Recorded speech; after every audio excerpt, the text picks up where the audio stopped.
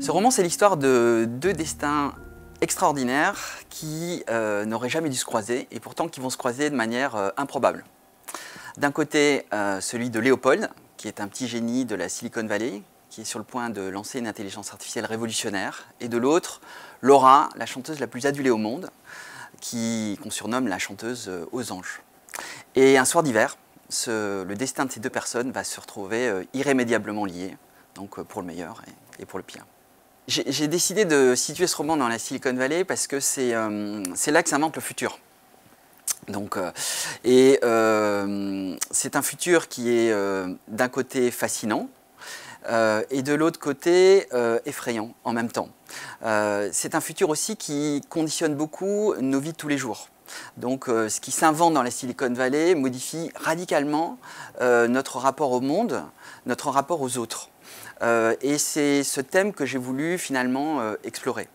La deuxième chose aussi, c'est que dans la Silicon Valley, c'est un fabuleux théâtre aussi, qui rassemble des ambitions, de l'argent, la lutte pour le pouvoir, des ambitions démesurées, des égos aussi qui peuvent être parfois démesurés, et donc un formidable terreau aussi pour écrire des histoires autour de ce type de personnages. Moi, je travaille depuis maintenant une vingtaine d'années dans ce milieu.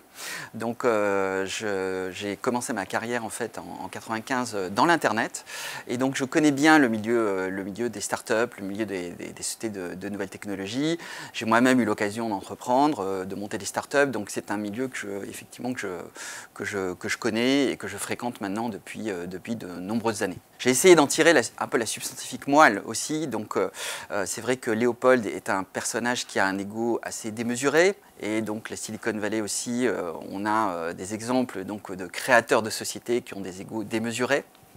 Donc je pense que ça, c'est une des premières caractéristiques. La deuxième, c'est une volonté de changer le monde, de changer le futur, donc d'innover, donc une ambition extrêmement forte.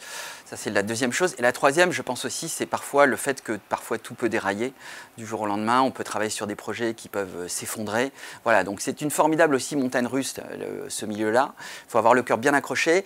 Et c'est cette ambiance, en tout cas, que j'ai voulu reconstituer, cette pression, voilà, ce suspense, en tout cas, auquel mes héros vont faire face.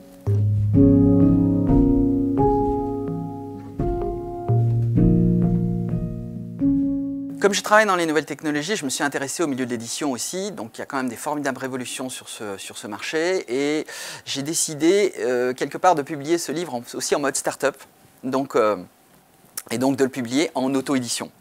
Je voulais d'abord explorer le marché, et je voulais aussi avoir un contact aussi assez rapide et assez direct avec mon public pour vraiment tester, voir quel pouvait être le potentiel que pouvait avoir ce livre. Et donc j'ai publié ce livre en auto-édition et il a rencontré un véritable succès, donc tant en termes de classement de vente qu'en termes de critique.